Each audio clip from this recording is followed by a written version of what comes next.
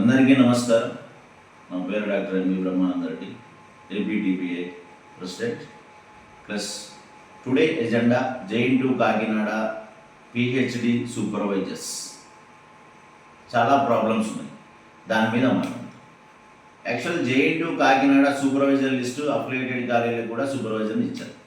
అది పీడిఎఫ్ జైన్2 కాకినాడ సైట్లో పెట్టారు. దాంట్లో ఎవరు ఎలిజిబిలిటీ లేదు అనేది రూల్స్ రెగ్యులేషన్స్ ఫస్ట్ వదలాలి, దాంట్లో పెట్టాలి. అంటే సూపర్వైజర్కు ఏమి ఎలిజిబిలిటీ ఉండాలి, ఏమేమి ఉండాలి ఏంటి అనేది దాంట్లో ప్రొడ్యూస్ చేయాలి. ప్రొడ్యూస్ చేసిన తర్వాత మీరు సూపర్వైజర్ని తీసుకున్నారు. సూపర్వైజర్ తీసుకుంటే ఏముండాలండి? మినిమం ఏం చెప్పింది? ఏదున్నా కూడా ఏఐసిటి చెప్పింది, యూజీసీ చెప్పింది. రూల్స్ ప్రకారం ఉండాలి. ఎక్కడ అఫిలియేషన్ ఇంజనీరింగ్ కాలేజీలో ఉండాలి. ఇది బాగా చేయాలి. మంచి యూనివర్సిటీలో ఉంటే మాత్రం రాటిఫై చేయాలని. ఓకే దాని గుడ్.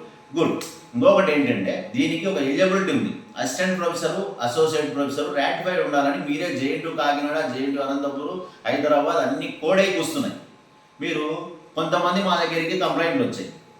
జైన్2 కాకినాడలో అసిస్టెంట్ ప్రొఫెసర్గా కాలేదు సార్, అసోసియేట్ ప్రొఫెసర్ కాలేదు సార్, ఎక్కడా కాలేదు. కాలేజీలో మాత్రం ప్రొఫెసర్ అని గ్రేడ్ ఇచ్చారు. కాలేజీలో professor grade, dean grade, principal grade అన్నీ ఇస్తారు. వాళ్ళకుంటే ఏమని ఇచ్చుకోవచ్చు.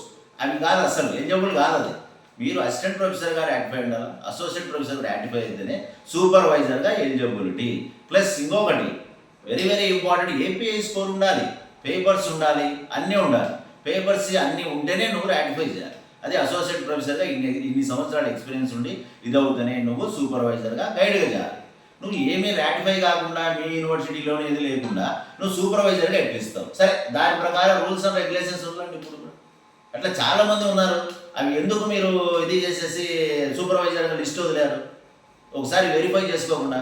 దయచేసి చెప్తున్నాను సార్, వీసీ గారు, రిజిస్టర్ గారు, కంపల్సరీ వెరిఫికేషన్ అనేది జరగాలి. వెరిఫికేషన్ జరగకుండా ఇదే మీరు ప్రొడ్యూస్ చేసిన పీడిఎఫ్ ఫైలే మేము తీసుకొని ఆర్టీఐ వేసి కంపల్సరీ దీన్ని తెప్పించుకుంటాము.